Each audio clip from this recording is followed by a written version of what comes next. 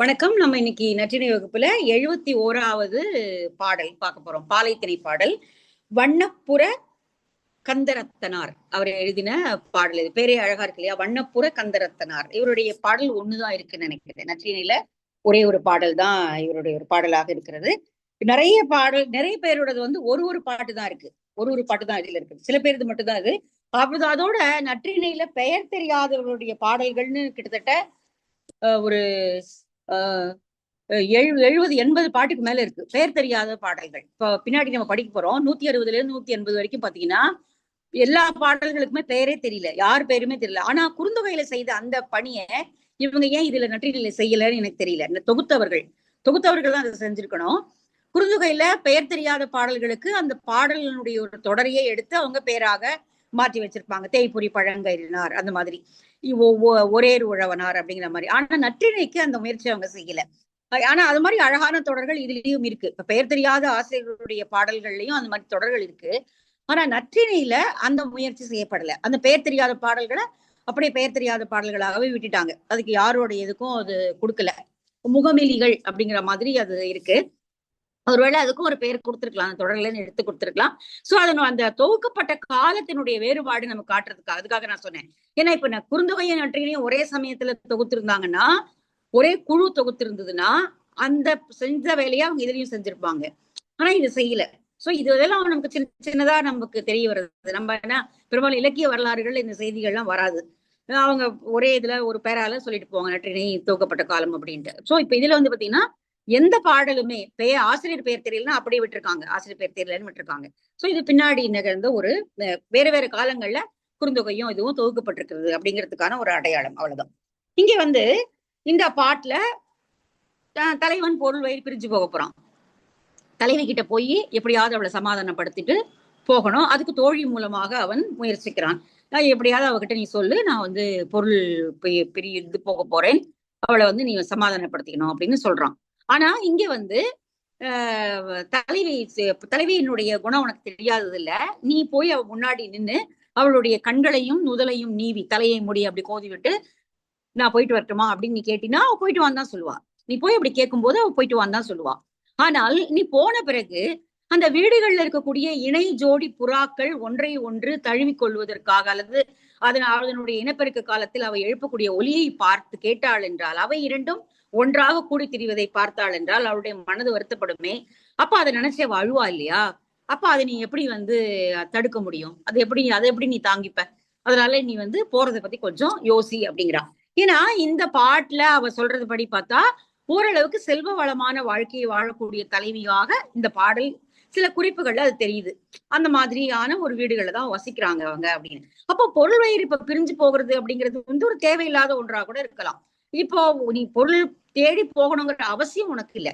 இப்ப எல்லாருக்கும் அப்படி கிடையாது. சில பேருக்கு அவசியமான இப்போ திருமணம் செய்து கொள்வதற்கே பொருள் வயிறு பிரிந்துதான் போறான். பாதி பாடல்கள் நம்ம அப்படிதான் பாக்குறோம்.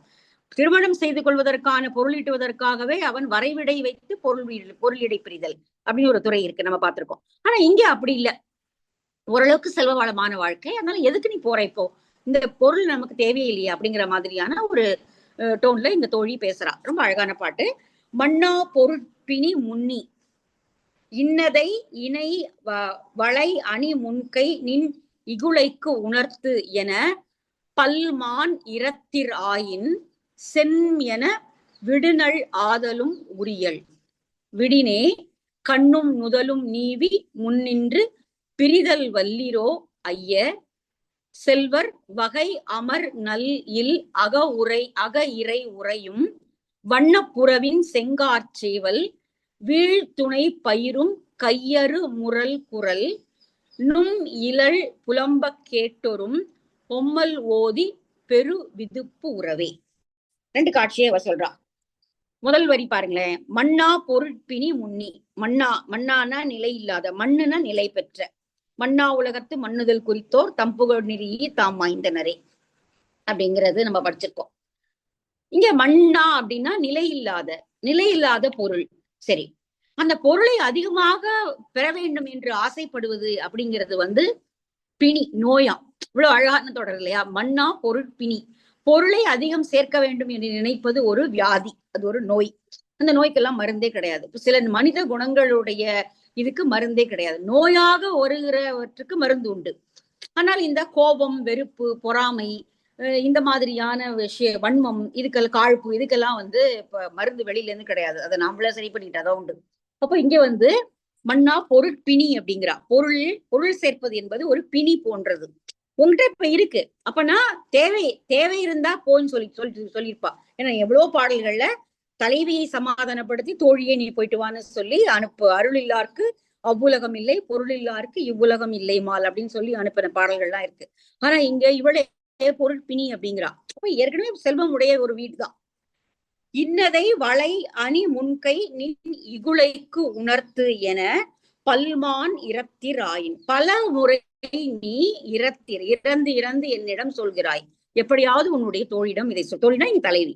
இன்னதை வளை அணி முன்கை, வளையல்கள் அணிந்த முன்கையை உடைய உன்னுடைய தோழியாகிய தலைவிக்கு, இகுளைனா தோழிக்கு உணர்த்து என்று நீ பலமுறை என்னை இறந்து நின்று கேட்கிறாய். சரி சொல்லல, நான் சொல்றேன் அவ கேட்பாளா இருக்கும். விடுதல் ஆயினும் சென்மென விடுதல் ஆயிலும் முடியல். சரி எவ்வளவு கேட்கிற, எவ்வளவு கெஞ்சு கேட்கிறான், போயிட்டு வரட்டுமே அப்படின்னு சொல்லி விடுவதற்கான சம்மதமும் அவள் தருவாள். அவ வந்து நீ ஆசைப்படுற அப்படிங்கறதுனால உன்னை தடுக்காம சரி போயிட்டு வரட்டும் அப்படின்னு சொல்லி அனுப்புனாலும் அனுப்புவா. விடினே கண்ணும் நுதலும் நீவி முன்னின்று பிரிதல் வல்லிரோ ஐய.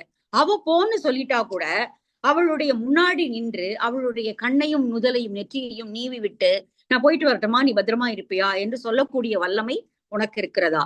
அப்ப அவ ஒரு பார்வை பாப்பா. ஐயோ நீ என்னை விட்டு நீ பிரிஞ்சு போறியா அப்படின்னு ஒரு பார்வை பாப்பா இல்லையா? நம்ம ஏற்கனவே ஒரு அழகான குரல் ஒண்ணு பார்த்திருக்கோம், காமத்துப்பால்ல இருக்கு. பிரிவு உணர்த்தியதற்கு தலைவி சொன்னது அப்படின்னு வரும் வரிசையா. செல்லாமை உண்டேல் எனக்குறை மற்ற நின் வல்வரவு வாழ்வார் குறை. போகலன்னா என்கிட்ட சொல்லுப்பா, நீ திரும்பி வருவ அப்படிங்கிறத யார் இங்க உயிரோடு இருப்பாங்களோ அவங்க கிட்ட சொல்லு.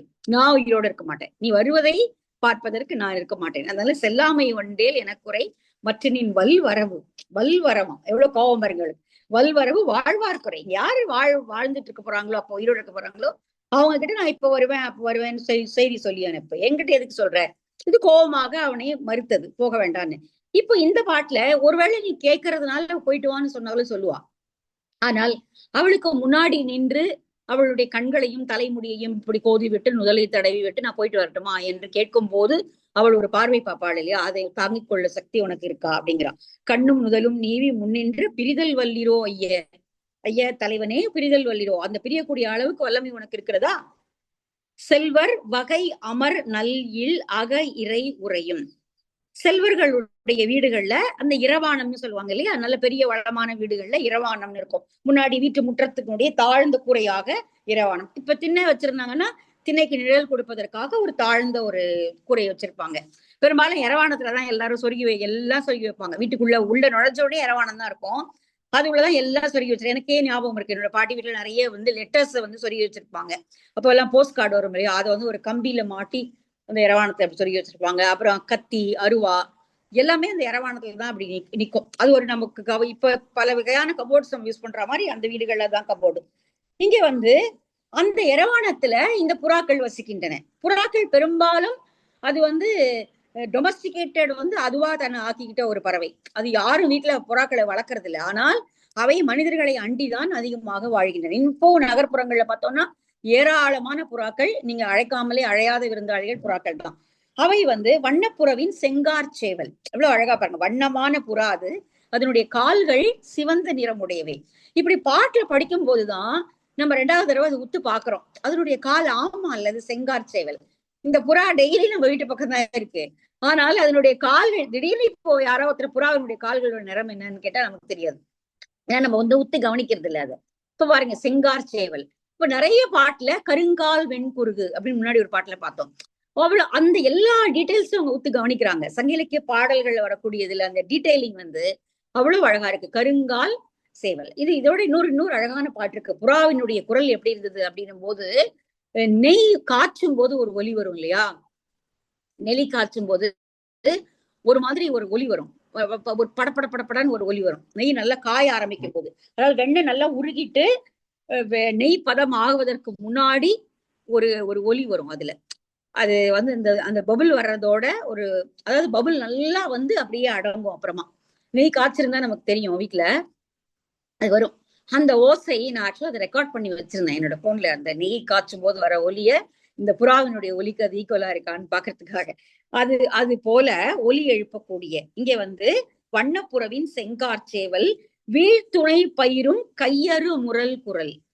இங்கே அது தன்னுடைய இணையை அழைக்கிறது, பெட்டையை அழைக்கிறது. அழைக்கும் போது சாதாரணமாக அது கத்துவது. அது பலவிதமான ஒலி வேறுபாடுகள் இருக்கும் விலங்குகள்ல இல்லையா. அது உணவு உண்பதற்காக, ஆபத்துக்காக, அல்லது கூப்பிடும் பொழுது, தன்னுடைய கூட்டத்தை அழைக்கும் போது, தன்னுடைய துணையை அழைக்கும் போது, இப்படி தன்னுடைய துணையை அழைப்பதற்காக அது ஒரு குரலை எழுப்பும். அது எதுக்காக அழைக்குதுன்னு தலைவிக்கு தெரியும். வீழ்த்துணை பயிரும் கையறு முரல் குரல். கையறு, கையற்ற, நீ என்ன கவனிக்க மாட்டியா அப்படிங்கிறது போல ஒரு குரலை எழுப்பக்கூடிய அந்த நேரத்துல நுண் இழல் புலம்ப. நுண் இழல், உன்னை இப்பொழுது தன்னோடு இல்லாத அவள். இவ்வளவு அழகா பாருங்களேன், ஒரே வார்த்தை, ரெண்டு சின்ன சின்ன வார்த்தை. நுண் இழல், உன்னை அவள் இப்போது தன்னோடு வைத்திருக்கவில்லை, இல்ல, நீ அவளோட இல்ல. நுண் இழல் புலம்ப கேட்டரும். அப்ப அவ வந்து அவளுக்கு எவ்வளவு கஷ்டமா இருக்கும். இந்த புறாக்கள் கூட, ஒன்றுமே இல்லாத இந்த புறாக்கள் கூட இவ்வளவு இன்பமாக தன் துணையோடு சேர்ந்து வாழக்கூடிய வாழ்க்கையை பெற்றிருக்கும் பொழுது, இவ்வளவு இருந்தும் நான் ஏன் இப்படி தனியா இருக்கேன் அவரை விட்டுட்டு அப்படின்னு அவன் நினைச்சு புலம்புவா இல்லையா. பொம்மல் ஓதி பெரு விதுப்புறவே. பெரு விதுப்புன்னா அப்படியே அவளுக்கு வந்து அடக்க மாட்டாத ஒரு அழுகையோட அவள் வந்து துன்பப்படுவாள். அது ஒரு மாதிரி அழுகையை அடக்கி வச்சா அப்படி ஒரு மாதிரி விம்மி வரும் இல்லையா. அது போல அவ வந்து அழும்போது, அப்ப அதை என்ன, அது நான் எப்படி ஆற்ற முடியும், நீயே சொல்லு. நான் அது வந்து அப்ப அவளை தேற்ற முடியுமா, என்ன சொல்லி அவளை நான் தேற்ற முடியும், நீயே யோசிச்சு பாரு, இதெல்லாம் தேவையா. அதாவது அவ சொல்றபடி பார்த்தா ஓரளவுக்கு செல்வ வளமுடைய வீடு போலதான் தெரியுது அந்த வீட்டுகள்ல இருக்கக்கூடிய. ஏன்னா தோழியினுடைய ஓமை பெரும்பாலும் அந்த என்ன உணர்வுகளை அவள் பேசுகிறாளோ அந்த உணர்வுகளுக்கு தகுந்த ஓமைகளை தான் பயன்படுத்துவான். நீங்க நிறைய பாடல்களை நீங்களே மனசுல ஓட்டி பார்க்கலாம். அது என்ன மாதிரியான உணர்வை, பிரிவு, காதல் அல்லது அலர், இப்படி என்ன உணர்வு அவ பேசுறாளோ அந்த உணர்வுக்கு தகுந்த ஓமையை தான் பயன்படுத்துறதை நம்ம பாக்குறோம். அப்ப இங்க வந்து அவர்கள் வாழக்கூடிய வீடு ஓரளவுக்கு செல்வ வளமான வீடு. அப்போ பொருள் ஈட்ட இப்ப பிரிஞ்சு போக வேண்டிய தேவை எதுவும் இல்லை. ஆனா அவன் போனோம்னு நினைக்கிறான். அப்ப அவ வந்து தடுக்கிறா. நீ எப்படி அவ வந்து வருந்துவாளே, நீ எப்படி அதை எப்படி நீ தாங்குவ, நீ போய் முன்னாடி நின்னு கேட்டா அவ சரின்னு சொல்லுவா. ஆனா அவளுடைய பார்வையை பார்த்து உன்னால் கிளம்ப முடியாது, அது ஒண்ணு. ரெண்டாவது, இந்த புலம்பலுக்கு நீ என்ன பதில் சொல்ல போற அப்படின்னு கேட்கிறான். சோ இதுதான் பாட்டு. செலவு அழுந்து வித்ததுதான் இந்த பாடலுடைய துறையே. தலைவனை தோழி செலவு அழுங்கு வித்தது. செலவுனா பயணம், பயணம் போகாமல் அதை தடுத்து நிறுத்தியது அப்படிங்கறதான் துறையே. சோ ரொம்ப ஒரு அழகான பாட்டு. மன்னா பொருட்பிணி முன்னி இன்னதை வளை அணி முன்கை நின் இகுளைக்கு உணர்த்து என பல்மான் இரத்திராயின் சென் என விடுநல் ஆதலும் உரியல். விடினே கண்ணும் முதலும் நீவி முன்னின்று பிரிதல் வல்லிரோ ஐய செல்வர் வகை அமரை நல் இல் அக இறை உரையும் வண்ணப்புறவின் செங்கார்ச்சேவல் வீழ்த்துணை பயிரும் கையறு முரல் குரல் நும் இழல் புலம்ப கேட்டொரும் பொம்மல் ஓதி பெரு விதுப்புறவே. இது ஒரு நாடகம் போல இருக்கு அப்படிங்கிறத நம்ம பார்க்க முடியும். நம்ம நிறைய பாடல்கள் அதை சொல்லிட்டோம். ஒரு பெர்ஃபார்மிங்கான ஒரு பாடலாக இது. அது குறுந்தொகையை விட நற்றிணையில் இது அதிகமாவே இருக்கு. ஈவன் வந்து அகநானூர்ல கூட அப்படி கிடையாது. அகநானூறு பாடல் அளவுல பெரியது இல்லையா, கிட்டத்தட்ட 20 வரிகள் வருது. அதுல வந்து நிறைய வர்ணனை தான் நிறைய வரும். நிலக்காட்சிகள், இயற்கை வர்ணனைகள் வந்து அகநானூறு நிறைய வரும். ஆனா இங்க வந்து ஒரே ஒரு சீன் போல போகணும்னு சொல்ற, எப்படி போவ, அவ அப்படி சொன்னா நீ என்ன பண்ணுவ அப்படின்னு கேட்கிற மாதிரியான ஒரு சின்ன ஒரு டான்ஸ் டிராமா. இப்ப இது வந்து அந்த மாதிரி இருக்கு. நிறைய எல்லா பாடல்களும் கிட்டத்தட்ட அதே மாதிரி இருக்கிறத நம்ம பார்க்க முடியும். சோ நற்றினை தான் பெரும்பாலும் அவர்கள் ஒரு நாட்டிய நாடகம் போல ஆக்குவதற்கு பயன்படுத்தி இருக்கலாம் அப்படிங்கிறது எனக்கு தோணுது. என்னோட யோசனை தான். அப்படி யாரும் எழுதியிருக்காங்களான்னு எனக்கு தெரியல. இப்ப ஜெயமோகன் பெரும்பாலும் அதை அடிக்கடி அப்படி குறிப்பிடுவார், இது ஒரு பெர்ஃபார்மன்ஸ் போயிட்ரி அப்படின்னு அவரும் எழுதுவாரு. சரி, அடுத்த பாட்டு போலாமா. 72வது பாடல் இளம் போதியார், நெய்தல் திணை. அடுத்தது நெய்தல் திணை. இது ரொம்ப வித்தியாசமான ஒரு குரலை வந்து இந்த பாட்டுல நம்ம கேட்கிறோம். ஏன்னா குறுந்தொகையில வந்து பெரும்பாலும் அப்படி வரல. காதல் வயப்படுதல் இந்த மாதிரி இருந்தது. கொஞ்சம் பின்னாடி பாடல்கள்ல பரத்தைய ஒரு பிரிவு, தலைவியை பற்றி இது அப்படிலாம் இருந்தது. நற்றினையில கொஞ்சம் வித்தியாசமான குரல் எல்லாம் கேக்குது. இப்ப இங்க வந்து இப்ப முன்னாடி ஒரு பாட்டு பார்த்தோம். அவன் இனிமே வந்தா என்ன, வரலன்னா என்ன, அவன் வந்து நோய் முற்றிய பிறகு மருந்து கொடுப்பதற்கு வயதுக்கு வரணும். என்னுடைய நோய்க்கு அவன் தான் மருந்து. ஆனா இப்ப அது முற்றி போய்விட்டது, அது எப்படியும் அவன் வந்தாலும் ஒன்னும் பிரயோஜனம் இல்லை, அதனால அவன் எங்க இருக்கானோ அங்கேயே இருக்கட்டும் அப்படின்னு சொன்ன ஒரு குரல்ல நம்ம முன்னாடி கேட்டோம். அது வந்து தலைவியினுடைய குரல். இங்க தோழி சொல்றா, நம்ம முன்னாடி வந்து நம்ம சந்திப்போம், நெய்தல் கடற்கரை சோலைகளை நம்ம சந்திப்போம். அப்ப அம்மா எங்கேயாவது பாத்துருவாளோ அப்படின்னு நான் சொல்லி பயந்தேன் அப்படின்னா, அதெல்லாம் பத்தி கவலைப்படாத, பாத்துக்கலாம் அப்படின்னு சொல்லி அவன் நம்மோடு சேர்ந்திருப்பதற்கு மிக விருப்பத்தோடு வருவான். பரவாயில்ல, யார் பார்த்தாலும் பரவாயில்ல, நம்ம வந்து சந்திக்கணும், நம்ம தனியா சந்திக்கணும், பேசணும் அப்படிங்கிற விருப்பத்தோட வருவான். அவன் காதல்ல மீதூர்ந்து இருந்த காலம் அது. ஆனா இப்போ வா அப்படி சந்திக்கலாம் அப்படின்னு சொன்னா, தோழிகள் யாராவது பார்த்து விடுவார்கள், உங்களுடைய விளையாடு ஆயம் பார்த்துருவாங்களோ அப்படின்னு சொல்லி பயந்து வேண்டான்னு மறுக்கிறான். அப்போ அவனுடைய காதல் எவ்வளவு நாளைக்கு நீடிக்கும், இந்த நட்பு எத்தனை நாளைக்கு நீடிக்கும்னு எனக்கு புரியல, ரொம்ப நாள் நீடிக்காதுன்னு நான் நினைக்கிறேன் அப்படிங்கிற மாதிரி ஒண்ணு சொல்றான். இது ரொம்ப வித்தியாசமான, இது வரைக்கும் நம்ம பார்த்ததுல இந்த மாதிரி ஒரு குரலை நம்ம கேட்கல, சங்க பாடல்களை கேட்கல. இந்த பாடல்ல தான் தலைவனை பத்தி அதிகமா டவுட் பண்ற பாடல்கள் வந்து நற்றினையில நிறையவே இருக்கு. அவன் வந்து இப்படி இருப்பானோ அப்படி இருப்பானோ அப்படிங்கறதெல்லாம் வந்து நற்றினையில் நிறைய வரதை நம்ம பார்த்தோம். இது வரைக்கும் நம்ம பார்த்த 70 பாடல்கள்லயே இப்படி இருக்கு. பேணுப பேனார் பெரியோர் என்பது நாணுத்தக்கன்று அது காணும் காலை. உயிர் ஓரென்ன செயிர்தீர் நட்பின் நினக்கு யான் மறைத்தல் யாவது, மிக பெரிது அழிதக்கன்றால் தானே. கொண்கண் யான் யாய் அஞ்சுவல் எனினும் தான் ஏற்பிரிதல் சூழான் மன்னே. இனியே காணல் ஆயம் அறியினும் ஆனாது அலர்வந்தன்று கொல் என்னும், அதனால் புலர்வது கொல் அவன் நட்பே ஏனா அஞ்சுவல் தோழி என் நெஞ்சத்தானே. இங்க தோழி வந்து தலைவிக்க சொல்றான், நீ நானும் ரொம்ப உயிர் தோழிகள், என் மனசுல இருக்கிற ஒன்றை உன்னோடு சொல்லாமல் மறைப்பது என்பது தகாது, நம்ம 2 பேரும் அவ்வளவு நெருக்கமான உயிர் தோழிகள். அதனால இப்ப என் மனசுல என்ன தோணுது அப்படிங்கறத நான் உங்ககிட்ட சொல்லல அப்படின்னா அது ரொம்ப தவறானதாக ஆயிடும், அது சரியில்லை. அப்படி நான் மறைச்சு என்னோட மனசுல ஒண்ணு வச்சுக்கிட்டு உன்னோட பேசக்கூடாது. இது இப்ப என்ன தோணுது அப்படின்னா, அவன் வந்து நாம் சந்திக்க ஆரம்பித்த நாட்கள்ல அம்மாவுக்கு தெரிஞ்சிருமோன்னு நம்ம பயந்து சொல்லும் போதெல்லாம் பரவாயில்ல பரவாயில்ல பாக்கணும் அப்படின்னு சொன்னவன், இப்போ வாயே பார்க்கணும் அப்படின்னு சொன்னா உங்களுடைய ஆயம், உங்களுடைய கூட்டத்தார், விளையாட்டு கூட்டத்தார், தோழிகள், சின்ன சின்ன பொண்ணுங்க, அவர்களுக்கெல்லாம் தெரிஞ்சிருமோ என்னவோ, அலறிடுமோ என்னவோ என்று சொல்லி மறுக்கிறான். இப்ப சந்திப்பதை தள்ளி போடுகிறான், மறுக்கிறான். அது வந்து எல்லா காதலையும் நடக்கக்கூடியதுதான். ஆரம்பத்துல அப்படி ஒரு புயல் வேகத்துல வந்த காதல் பின்னாடி அதனுடைய ஆர்வம் குறைய குறைய குறைய ஏதாவது ஒரு காரணங்களை, முன்னாடி சந்திப்பதற்கான அத்தனை காரணங்களையும் தேடிய காதல் பின்னாடி சந்திக்க மறுப்பதற்கான அத்தனை காரணங்களையும் தேடும். அதுதான் அந்த டோன் தான் இந்த பாட்டுல வருது. அப்ப வந்து சான்றோராக இருப்பவர்கள் தான் என்ன கொள்கைகளை பற்றி சொல்லுகிறார்களோ அதை தாங்கள் கடைபிடிக்க வேண்டும் என்கிற தன்மை கிடையாது அப்படின்னு உலகத்துல சொல்லுவாங்க இல்லையா. அதாவது மற்றவங்களுக்கு அதிகமா சொல்லுவாங்க, ஆனா அதை தான் கடைபிடிக்க மாட்டாங்க அப்படின்னு எங்க ப்ரொஃபசர் சொல்வார், டாக்டர் மணவாளன் சொல்வார், ஒழுக்கத்தை பற்றி யார் ஒருவன் அதிகமா பேசுகிறானோ அவன் ஒழுக்க மீறலில் ஈடுபட்டிருக்கிறான் என்று அர்த்தம் அப்படின்னு சொல்லுவார் அடிக்கடி. இது பல நேரம் பேச்சுலையும் இதுலயும் அதை சொல்லுவாரு. யார் ரொம்ப உன்னை இன்சிஸ்ட் பண்றாங்களோ அவங்க ஏதோ ஒரு இடத்துல அதற்கான தவறை இழைத்துக் கொண்டிருக்கிறார்கள், அதை மறைத்துதான் அந்த மனசாட்சியினுடைய குரலாக தான் அவங்க வந்து இல்ல இல்ல இப்ப செய்யக்கூடாது இப்ப செய்யக்கூடாது அப்படின்னு இப்ப சாத்தான் வேதம் ஓதுகிறது அப்படின்னு சொல்லுவாங்க இல்லையா, அது போல. அப்போ வந்து இங்க பேணுப பேனார் பெரியோர் என்பது நாணுத்தக்கன்று அது காணும் காலை. சான்றோராக இருப்பவர்கள் இப்படித்தான் நடந்து கொள்வார்கள் என்று நாமளா ஒரு நினைப்பு வச்சிருக்கோம், அவங்க பெரியவங்க அவங்க இப்படித்தான் நடந்துப்பாங்க, ஆனால் அதாவது பெரிய தன்மையோட நடந்து கொள்வார்கள் என்று. ஆனால் அப்படியெல்லாம் இருக்கிறது இல்ல, அப்படி இருக்கிறது வெக்கப்பட வேண்டியதும் இல்ல. நீ நினைச்சுக்கிட்டா அதுக்கு நான் என்ன பண்ண முடியும் இல்லையா, நீ அப்படி என்ன நினைச்சிருக்க, நான் அப்படி இல்லை அப்படிங்கிறது தான் இப்ப தலைவனுடைய அவன் நடந்து கொள்கிற விதம். இது பேணுப பேனார் பெரியோர் என்பது நாணுத்தக்கன்று அது காணும் காலை. நமக்குதான் அது வெக்கமா இருக்கு, ஐயோ அவனை நம்ம இப்படி நினைச்சிட்டு இருந்தோமே, நம்ம அவன் வந்து இப்படி பண்றானே அப்படின்னு நமக்குதான் அது வெக்கமா இருக்கு ஒழிய அவன் அதை பத்தி எல்லாம் அவனும் வெக்கப்படல. நாணுத்தக்கன்று அது காணும் காலை. உயிர் ஓரன்னு செயிர்தீர் நட்பின் நினக்கு யான் மறைத்தல் யாவது. உயிர் ஓரன்னு செயிர்தீர் நட்பின், குற்றமில்லாத 2 உயிரும் ஒரே உயிர் என்று போல இருக்கக்கூடிய நம்முடைய நட்புல மறைப்பது என்னதற்கு, மறைப்பதற்கு என்ன இருக்கிறது, உன்கிட்ட சொல்லாம நான் எப்படி இருக்க முடியும், இவ்வளவு நாடகமா அவ்வளவு அழகா இருக்குல்ல.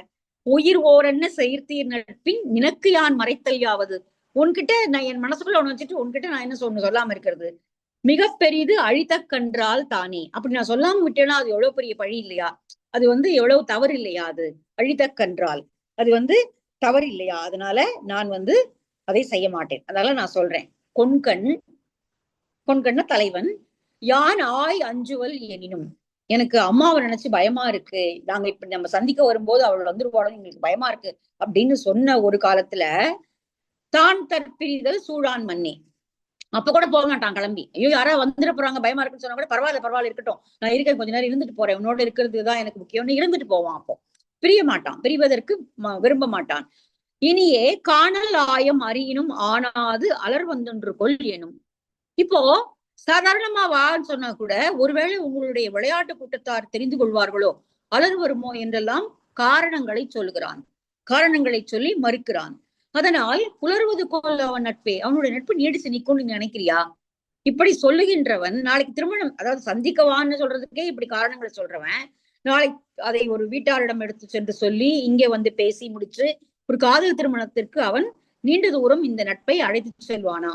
புலர்வது கொள் அவன் நட்பு ஏனா அஞ்சுவள் தோழி என் நெஞ்சத்தானே. இன்னும் ஒண்ணு வெளிப்படையா தெரியல, அவ ஒண்ணு சொல்லல, ஆனா இவன் மனசுல ஒரு சம்சயம் வந்துருச்சு, அந்த ஒரு எண்ணம் வந்துருச்சு. இங்க ஒருவேளை அவன் நடந்து கொள்றதை பார்த்தா அவன் இப்படித்தான் இருக்கிறானோ, அவன் மறைக்கிறானோ, எதையோ உன்னை மறைக்கிறான், வரமாட்டேங்கிறான், அல்லது காரணங்களை சொல்லி தவிர்க்கிறான் அப்படின்னும் போது இந்த நட்பு நீடிச்சு நிக்குமா அப்படிங்கிற எண்ணம் வந்த உடனே அவ தலைவி கிட்ட சொல்றான், எனக்கு என்ன சரியா படம் தோணல அப்படிங்கிற மாதிரி நம்ம சொல்லுவோம் இல்லையா, அந்த மாதிரி சொல்றான். ரொம்ப அழகான ஒரு பாடல், இளம் போதியார் பாட்டு. நமக்கு படிச்சாலே ஒரு திரும்பி படிச்சாலே இது புரிஞ்சிடும். பேணுப பேனார் பெரியோர் என்பது நானு தக்கன்று இது காணும் காலை, உயிர் ஓரென்னு செயற்தீர் நட்பின் இனக்கு யான் மறைத்தல் யாவது மிக பெரிது அழிதக்கன்றால் தானே, கொண்கண் யான் யாய் அஞ்சுவல் எனினும் தான் எற்பிரிதல் சூழான் மன்னே, இனியே காணல் ஆயம் அறியினும் ஆனாது அலர் வந்தன்று கொள் என்னும். அதனால் புலர்வது கொள் அவன் நட்பு எனா அஞ்சுவல் தோழி யான் நெஞ்சத்தானே.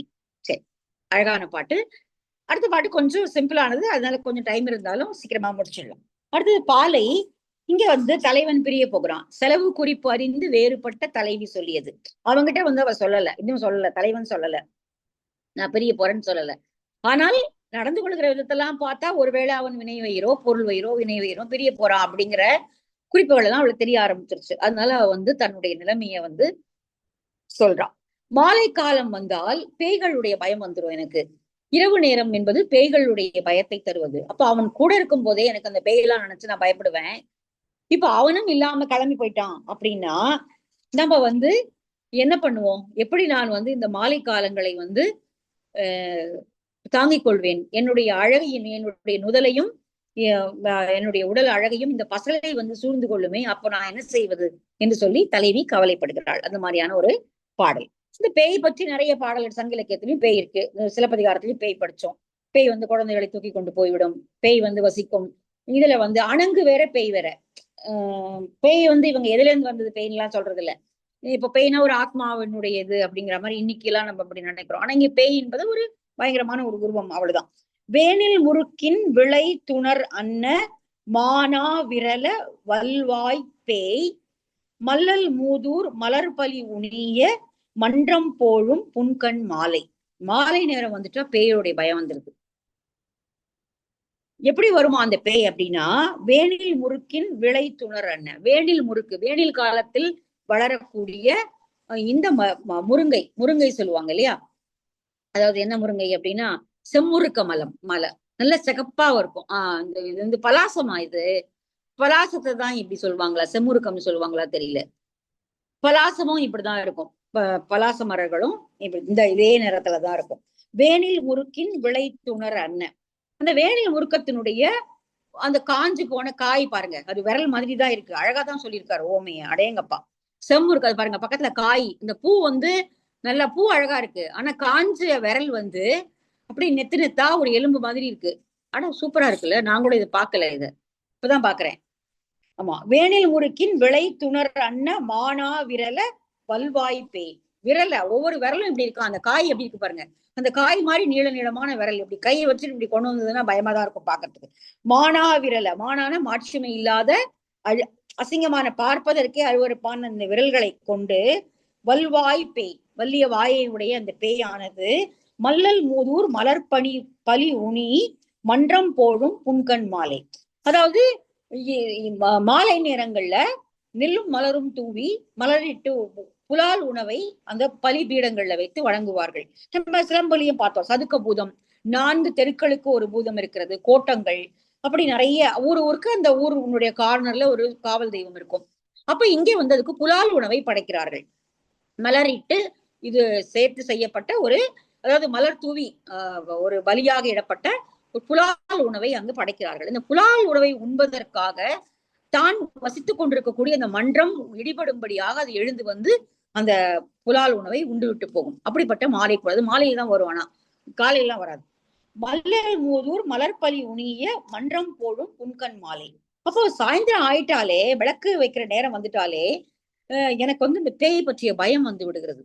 அப்போ அவன் கூட இருக்கும் போதே நான் அதுக்காக பயப்படுவேன். தம்மோடும் மஞ்சும் நம் இவன் ஒழிய, தம்மோடும் மஞ்சும் அவன் என்னோட இருக்கும் போதே எனக்கு அதை நினைச்சு பயம். சாயந்தரம் ஆயிடுச்சு பேய் வரும் அப்படிங்கிற பயம் எனக்கு வந்துடும். ஆனால் இவன் இப்ப நம்மளை விட்டுட்டு கிளம்ப போறான். செல்வ என்ப தாமே. அப்போ வந்து நம்ம இங்க விட்டுட்டு அவன் அப்படி கிளம்பி போறான் அப்படின்னா என்னோட நிலைமை என்ன ஆகும்? செவ்வரி மயிர் நிறைத்தன்ன வார்கோல் வாங்கு கதிர் சென்னல் செருவின் அன்னம் துஞ்சும் பூக்கெழு படப்பை சாய்காட்டன்ன என் நுதற்கவின் அழிக்கும் பசலையும் அயலோர் தூற்றும் அம்பலும் அளித்தே. இங்க வந்து முதல்ல அந்த 4 வரியும் வந்து ஒரு சாய்காட்டு, திருச்சாய்க்காடு அப்படிங்கிற ஒரு ஊரை பற்றிய வர்ணனை. ஒரே நிமிஷம் வெள்ளடிக்கிறாங்க பார்த்து.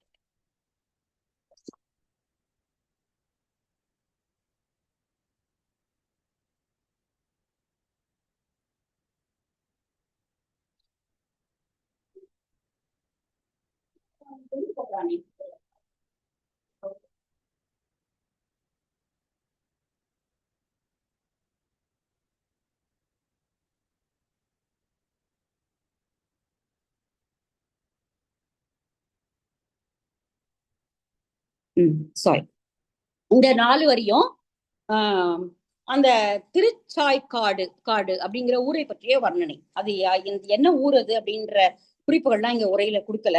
அந்த ஊர் எப்படி இருக்கும் அப்படின்னா, செவ்வரி மயிர் நிறைந்தன்னு வார் போல் வாங்கு கதிர் சென்னல் செருவின். அந்த செருன வயல்கள்ல சென்னல்கள் வளர்ந்திருக்கின்றன.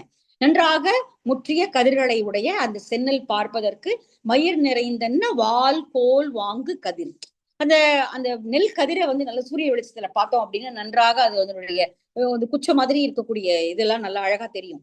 அப்ப அது பார்ப்பதற்கு ரொம்ப அழகான ஒரு சிவந்த நிறமுடையதாக இருக்கக்கூடிய அந்த செருவில், அந்த வயல்ல அன்னம் துஞ்சும், அன்னம் நன்றாக ஓய்வெடுத்திருக்கக்கூடிய ஒரு ஊர் அது. துஞ்சும் பூக்கெழு படப்பை சாய்காட்டன்னு, பூக்கள் நிறைந்திருக்கக்கூடிய, படப்பைனா தோட்டங்கள், வீட்டை ஒட்டி இருக்கக்கூடிய தோட்டங்களுக்கு படப்பை என்று பெயர்.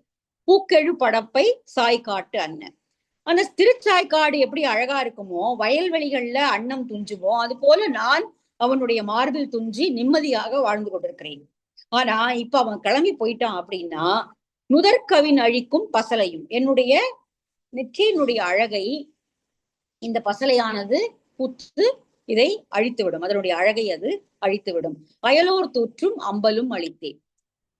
ஊராரும் அலர் தூற்ற ஆரம்பித்து விடுவார்கள். பாரு அவன் கூட இருக்காம கிளம்பி போயிட்டான் அப்படின்றதோ, அல்லது இவன் என்ன பண்ணா தெரியல அவன் கிளம்பி போயிட்டான் அப்படின்னோ ஏதாவது ஒரு அலர் தூற்றுவாங்க. ஊரார் வாயை மூட முடியாது. அதனால இவன் இப்படி போவதை நினைத்து நான் இப்பொழுது எனக்கு அச்சமாக இருக்கிறது. மாலை நேரத்தில் பேயை பற்றிய பயம் அவன் கூட இருந்தாலும் இருக்கும், அவன் கூட இருந்தாலுமே பேய் பற்றிய பயம் இருக்கும். ஆனால் இப்ப அவனும் கிளம்பி போகிறான். சோ இப்ப இந்த பயமும் சேர்ந்துரும்.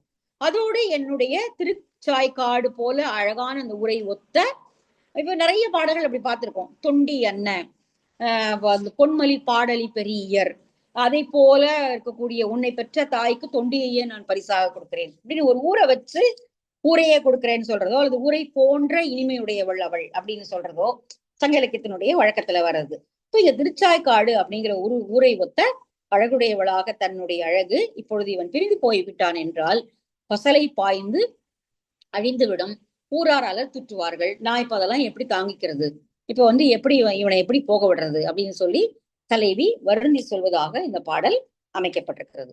மூலங்கீரனார் எழுதிய பாடல். பாட்ட உதிரையை படிச்சிருவோம்.